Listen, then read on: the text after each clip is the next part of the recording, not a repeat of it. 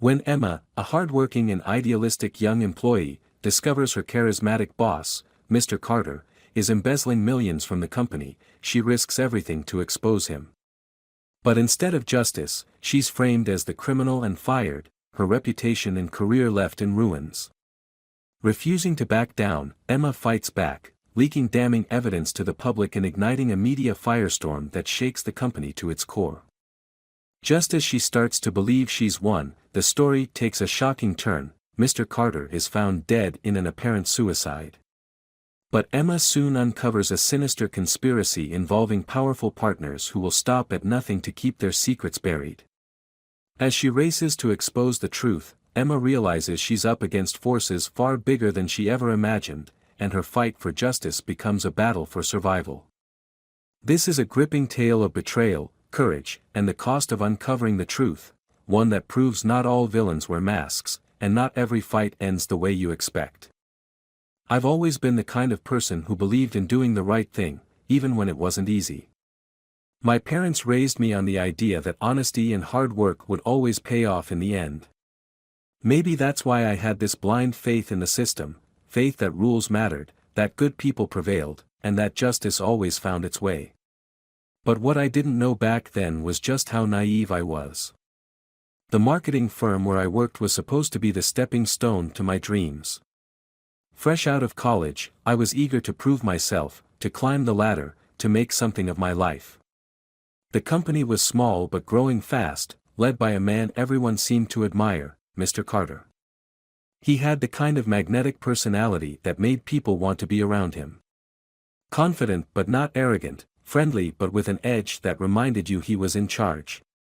He built the firm from scratch, they said, and he wasn't shy about reminding you of it.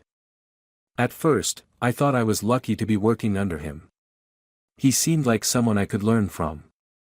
He'd flash his charming smile and talk about how he saw potential in me, how he was going to mold me into a star employee. I was flattered, of course. Who wouldn't be? I thought he was a mentor. In reality, he was a predator in a suit, circling his prey without anyone noticing. The first few months flew by in a blur of long hours, late nights, and endless projects. I didn't mind. I was learning the ropes and earning my place. But as time went on, I started to notice things, little things, at first, that didn't sit right. Like how Mr. Carter's assistant would constantly whisper to him in meetings, passing him papers he'd fold and slide into his pocket without explanation. Or how he'd insist on meeting certain clients alone, shutting the door behind him and locking it, even though that wasn't standard protocol. Then there were the expenses. Every now and then, he'd casually mention business trips that didn't seem to result in any new clients or contracts. One week he'd be in New York, the next in Dubai, always staying in 5-star hotels and throwing lavish dinners. When I asked my coworker Sarah, who'd been at the firm longer than I had, if this was normal, she just shrugged. "He's the boss," she said, as if that explained everything. I told myself it wasn't my place to question him. I was just an entry-level employee. What did I know about how a company was supposed to run? But then one night, everything changed. It was almost midnight, and I was the only person left in the office. I had a big presentation due the next morning, and I didn't want to let Mr. Carter down. I was sitting at my desk, finishing the final slide, when I realized I needed a file from the shared server. I logged in, and there it was, right where I expected it to be. But as I was about to close the window, I noticed another folder, one I hadn't seen before. It was labeled with a client's name I didn't recognize, even though I'd been handling all the account data for weeks. Curiosity got the better of me. I clicked on it, and what I found made my stomach drop. The folder was full of invoices, dozens of them, all dated within the past 6 months. At first glance, they looked legitimate, but something was off. The client name wasn't in our database, and the payments listed didn't match any projects we'd worked on. Then there were the amounts, tens of thousands of dollars, all marked as consulting fees or special projects. But the kicker? The payments weren't going to the company's account. They were being funneled into a private offshore account under Mr. Carter's name. I sat there, frozen, as the realization hit me. Mr. Carter wasn't just skimming money, he was siphoning huge sums from the company and hiding it. And judging by the dates, he'd been doing it for a long time. My heart was pounding so hard I thought it might burst. I quickly copied the files to a USB drive and closed the folder, paranoid that someone might walk in and catch me. But the office was silent, except for the faint hum of the fluorescent lights. I grabbed my bag and left, barely remembering to shut down my computer. That night, I couldn't sleep. I lay in bed, staring at the ceiling, replaying everything I'd seen. I knew what I'd found was wrong, illegal, even, but I didn't know what to do about it. Should I confront Mr. Carter? Go to HR? Report it to the police? The weight of the decision crushed me, and by morning, I felt like I'd aged 10 years. For the next few days, I tried to act normal. I went to work, smiled at my coworkers, and avoided Mr. Carter as much as I could. But every time I saw him, I felt sick. How could he sit there, laughing and joking, knowing he was stealing from the very company he'd built? And why hadn't anyone else noticed? Or had they, and they were just too afraid to say anything? I decided I needed more evidence before I did anything. If I was going to blow the whistle on Mr. Carter, I couldn't afford to be wrong. So I started digging. Late at night, when everyone else had gone home, I'd comb through emails, financial records, and client contracts, looking for anything that confirmed what I already knew. And the more I found, the more disgusted I became. It wasn't just one fake client, there were multiple. And it wasn't just money he was stealing. He was lying to employees, overcharging clients, and even falsifying performance reports to keep investors happy. But the worst part? I found an email exchange between Mr. Carter and one of the board members. In it, they joked about how easy it was to manipulate the younger employees, how naive we all were to think the company actually cared about us. They laughed about the bonuses they'd paid themselves while freezing our raises, calling it a necessary sacrifice. I felt betrayed. Used. I'd worked so hard for this company, believing it was a place where I could grow, where my efforts mattered. But to Mr. Carter, I was nothing more than a pawn, a tool he could exploit while he lined his pockets. After 2 weeks of gathering evidence, I finally reached my breaking point. I couldn't keep it to myself anymore.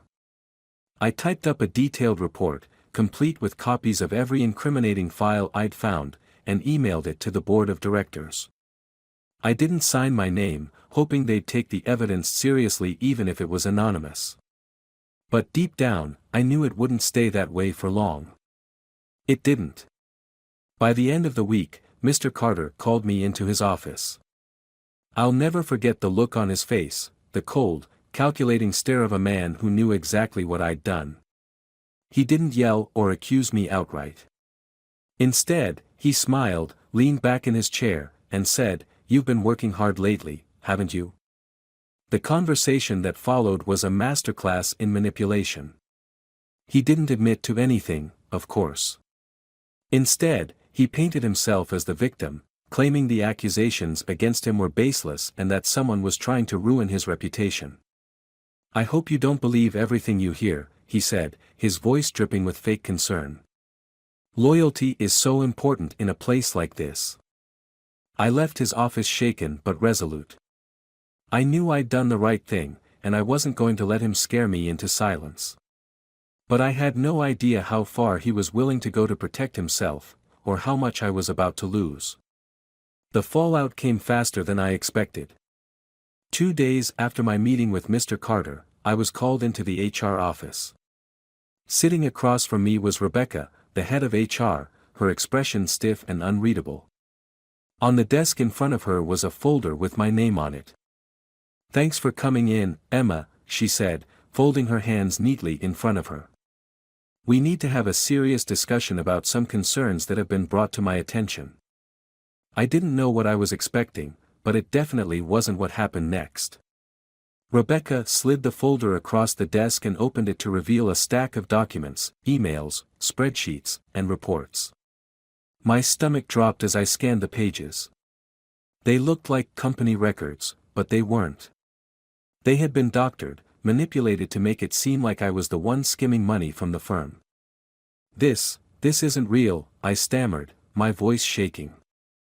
"I didn't do any of this." Rebecca frowned, tilting her head slightly. "These documents tell a different story. The accounts in question were accessed using your login credentials. There are multiple transactions here that point directly to you." It felt like the walls were closing in on me. I knew what this was Mr. Carter's revenge. He must have found out I was the whistleblower and set me up to take the fall. "I don't know how this happened, but I swear, I had nothing to do with it," I said desperately. She nodded slowly, as though she were considering my words, but her tone remained cold and detached. "We'll need to conduct a thorough investigation. In the meantime, you're being placed on administrative leave. Please gather your belongings and leave the premises immediately." I was stunned. "You're firing me?" "No," she said sharply. "You're on leave pending the outcome of the investigation. If we determine there's been no wrongdoing on your part, you'll be reinstated." Her words offered no comfort. I could see it in her eyes, she didn't believe me. And I knew what would happen next. The so-called investigation would drag on until they found some excuse to fire me quietly. That was how companies like this operated. They'd cover for their leaders and let the scapegoat take the fall. I left the office in a daze, clutching the cardboard box they'd given me to pack my things. My co-workers avoided my eyes as I walked past them, their whispers barely concealed. I wanted to scream that it wasn't true, that I wasn't the thief they thought I was, but I knew it wouldn't matter. Mr. Carter had already poisoned the waters. As I rode the elevator down to the lobby, my mind raced. I had exposed his crimes, and now I was paying the price. I thought I could take on someone like Mr. Carter, but I was wrong. He had power, influence, and the resources to destroy me. I was nothing to him, a loose end he could tie up with a forged paper trail. When I got home, the panic set in. How was I going to pay my rent? What would I tell my family? What if I couldn't clear my name? I paced my tiny apartment, replaying the events of the past few weeks over and over in my head. Every time I thought about Mr. Carter's smug smile, my blood boiled. He had framed me, stolen my job, and dragged my reputation through the mud, and he was getting away with it. I wanted to cry, to scream, to throw something, but I knew that wouldn't fix anything. I had to do something. I had to fight back. The first thing I did was call Sarah, the coworker who had shrugged off my concerns about Mr. Carter's behavior. She answered on the second ring, her voice cautious. "Hey, Emma. I heard what happened, are you okay?" "No," I said bluntly. "Sarah, you've been here longer than I have. You know Mr. Carter is shady. Please tell me you've noticed something, anything, that can help me prove I didn't do this." She hesitated, and for a moment, I thought she might hang up. But then she sighed. "Look, Emma, I like you. I really do. But if you're asking me to go up against Mr. Carter, I can't. He's too powerful. I've seen what happens to people who cross him." "Like what?" I pressed. She lowered her voice. "Do you remember Josh? The guy who used to work in IT?" I did. He'd been fired suddenly a few months ago, and no one ever explained why. "Josh caught something he wasn't supposed to see," Sarah said. "Something about mismanaged funds. Next thing you know, he's fired for incompetence." But that wasn't the worst part. Mr. Carter spread rumors about him to other companies. Josh couldn't find work for months. He had to move back in with his parents. I swallowed hard. "So you're saying he blacklisted him?" "Exactly. And if you're not careful, the same thing's going to happen to you. Sarah, please, I begged. If you know something, anything, I need your help. I can't do this alone. There was a long silence, and for a moment, I thought I'd lost her. But then she said, I'll think about it, okay? Just, be careful. It wasn't the answer I wanted, but it was better than nothing. After hanging up, I realized I couldn't rely on anyone else to save me. If I was going to clear my name, I had to do it myself. So I started digging. I spent hours going through the evidence I'd collected on Mr. Carter before all of this happened, trying to find something I'd missed. I combed through his emails, his financial records, and the fake client accounts, looking for a smoking gun, something that would tie him directly to the crimes he was framing me for. And then I found it. Buried in an email chain was a message from Mr. Carter to one of his offshore contacts. The email was vague, but it referenced a series of payments labeled Emma Project. My name was right there in black and white. He hadn't just framed me, he'd planned it for weeks. I felt a mix of anger and vindication. This was it. This was the proof I needed to show the board that I was innocent and that Mr. Carter was the real criminal. But as I sat there staring at the email, another thought occurred to me. If I took this to the board, would they even care? Or would they sweep it under the rug to protect the company's reputation? No. I couldn't trust them.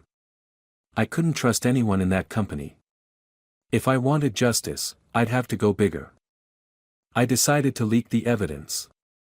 Not just the email, but everything, the fake invoices, the offshore accounts, the embezzlement scheme.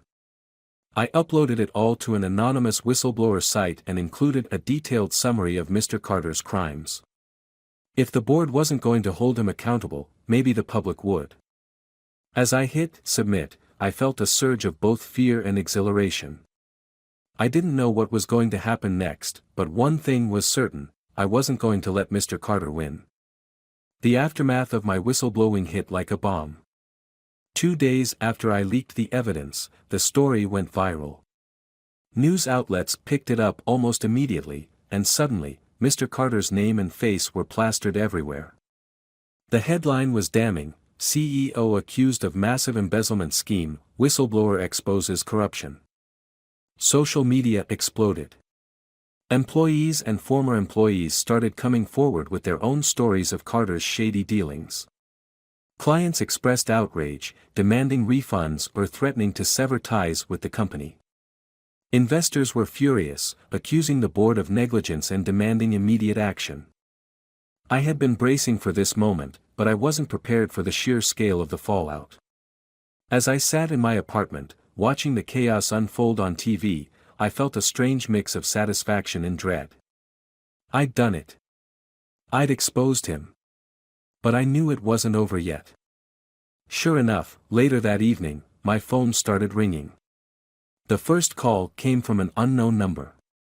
I ignored it, but then it rang again. And again. By the time I finally picked up, my nerves were frayed. Emma, a familiar voice said, cold and clipped. It was Mr. Carter. You've made a very big mistake, he said. My heart pounded, but I forced myself to stay calm. The only mistake I made was not exposing you sooner. You think you've won, he hissed. You have no idea what you've just done. You've crossed a line, and I guarantee you'll regret it. I hung up before he could say anything else, but his words stayed with me. This wasn't just a threat, it was a promise. I didn't know how, but I knew he'd try to retaliate. The next day, it started. An email from a reporter arrived in my inbox, asking if I'd comment on allegations that I had been involved in the embezzlement scheme. Apparently, Mr. Carter's legal team had issued a public statement claiming that I was the disgruntled former employee who had orchestrated the entire scheme to frame him. The statement described me as unhinged, vindictive, and desperate to shift blame after being terminated for poor performance. I couldn't believe what I was reading. He wasn't just denying the accusations, he was turning the entire narrative against me. Within hours, I started receiving hateful messages on social media. Strangers called me a liar, a criminal, a fraud. Some people sent threats, saying I deserved to pay for trying to ruin an innocent man's career. Even some of my former coworkers seemed to believe his version of events. A few of them posted cryptic comments online about how I was always ambitious to a fault and how they weren't surprised I'd stoop so low. It felt like the world was closing in on me. For every person who supported me, there were 5 more who thought I was the villain. I tried to remind myself that the truth was on my side. I had the evidence. I had the receipts. But it didn't matter. In the court of public opinion, perception outweighed facts, and Mr. Carter was a master at spinning the narrative in his favor. The real blow came a week later, when I received a letter from a law firm representing Mr. Carter. He was suing me for defamation, claiming I'd caused irreparable damage to his reputation and career. The lawsuit demanded a public apology, the removal of all evidence I'd leaked, and $2 million in damages. I felt like I'd been punched in the gut. I didn't have that kind of money. Hell, I barely had enough in my bank account to cover my rent. And even if the lawsuit was baseless, I didn't have the resources to fight it. Mr. Carter knew that. This wasn't about winning in court, it was about silencing me through intimidation. I wanted to curl up in a ball and give up, but I couldn't. If I backed down now, everything I'd done would be for nothing. Desperate for help, I reached out to a whistleblower advocacy group I'd read about online. They were known for supporting people like me, ordinary employees who risked everything to expose corruption.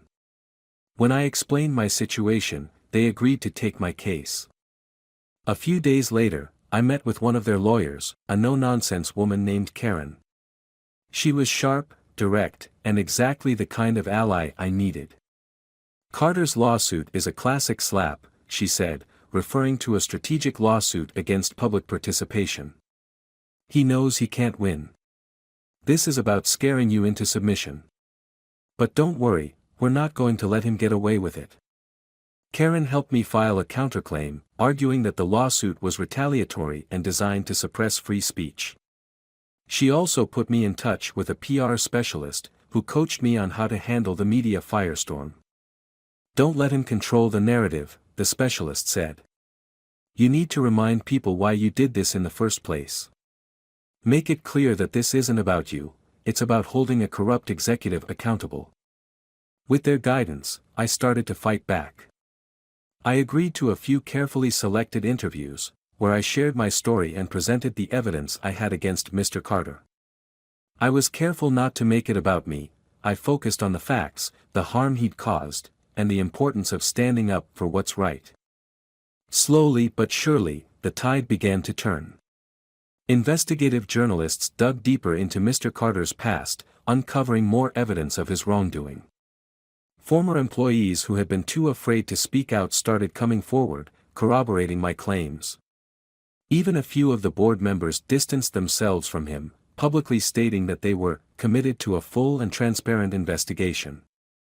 Meanwhile, the legal case dragged on. Mr. Carter's team tried every dirty trick in the book to discredit me, but Karen was relentless. She fought back at every turn, refusing to let them intimidate me into silence. The stress was overwhelming, but I refused to back down. Every time I felt like giving up, I reminded myself of why I was doing this. I wasn't just fighting for myself, I was fighting for everyone who'd ever been exploited, silenced, or betrayed by someone in power. Then, one day, the breakthrough came. Karen called me, her voice buzzing with excitement. Emma, you're not going to believe this. We just received an anonymous tip from someone inside the company.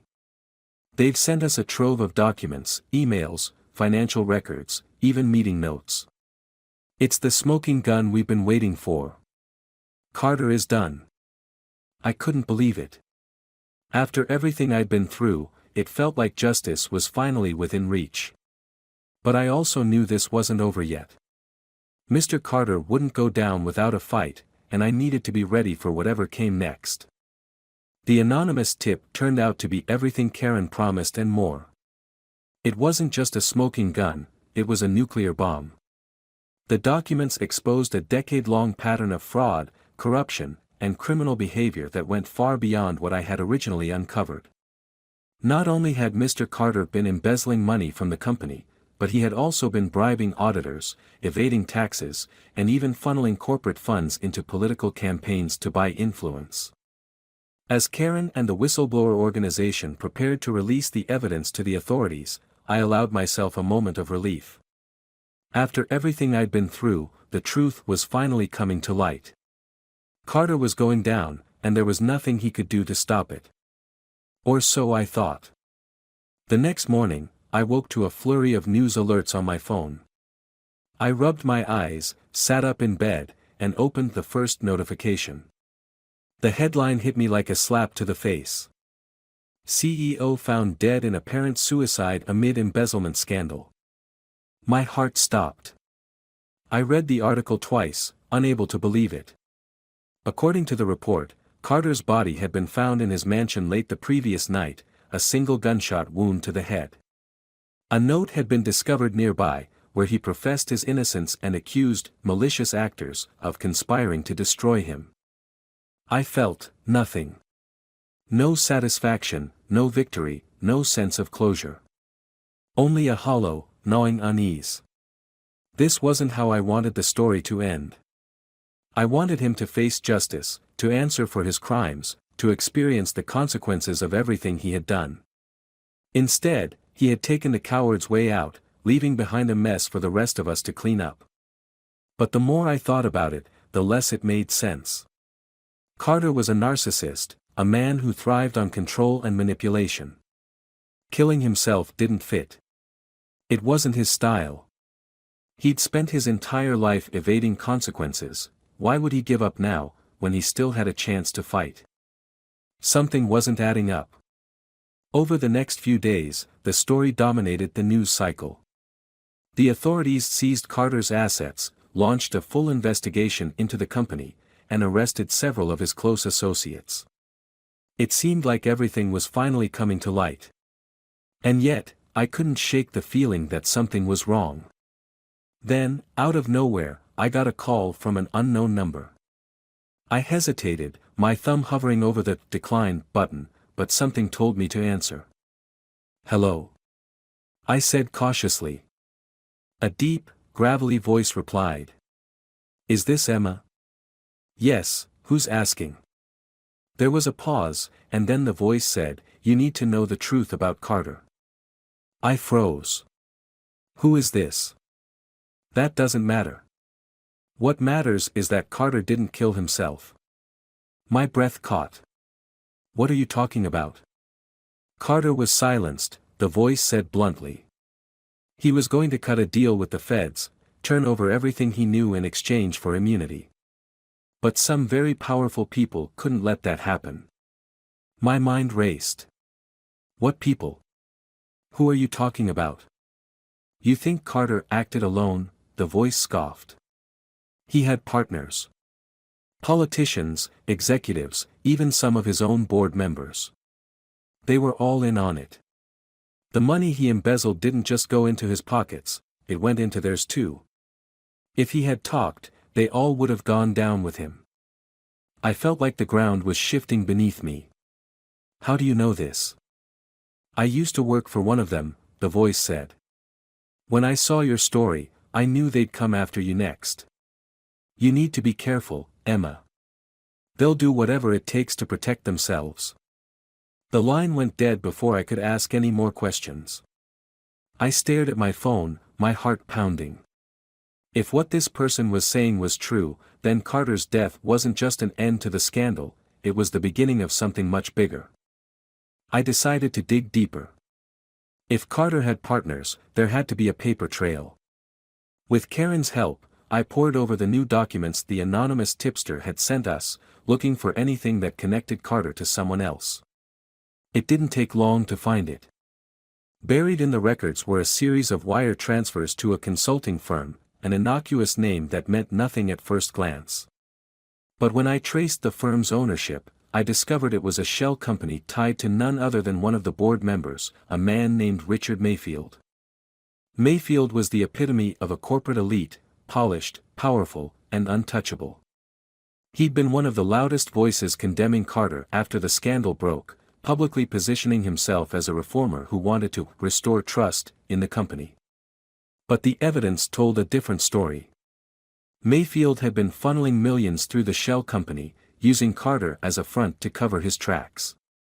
This wasn't just a case of one corrupt CEO. It was a conspiracy. Before I could process the full scope of what I'd uncovered, Karen called me, her voice urgent. "Emma, we have a problem. Someone just broke into our office." My blood ran cold. "What? Did they take anything?" "They ransacked the place," she said. "We don't know what's missing yet, but it's clear someone doesn't want us digging any deeper." That night, I barely slept. Every sound outside my apartment made me jump, every shadow seemed like a threat.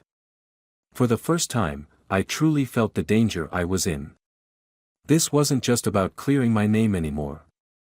I'd stumbled onto something much bigger than I ever imagined, and now I was a target. The next morning, I made a decision. I packed up all the evidence I had, every email, every document, every recording, and sent it to multiple investigative journalists and law enforcement agencies. If something happened to me, I wanted to make sure the truth would still come out. Then I disappeared. I quit my lease, changed my phone number, and left town without telling anyone where I was going. I didn't have a plan, just a deep sense of urgency to get as far away as possible. As I drove down a deserted highway, I couldn't help but think about how much my life had changed in just a few months. I'd gone from being a naive, eager employee to a whistleblower on the run. I didn't know what the future held, but I knew one thing for sure: the fight wasn't over. Carter may have been silenced, but the truth was out there now. And no matter how powerful his partners were, no matter how hard they tried to bury the evidence, they couldn't stop what was coming. Justice had a way of finding its way to the surface, no matter how deep you tried to bury it. And I wasn't going to stop until every last one of them paid for what they'd done.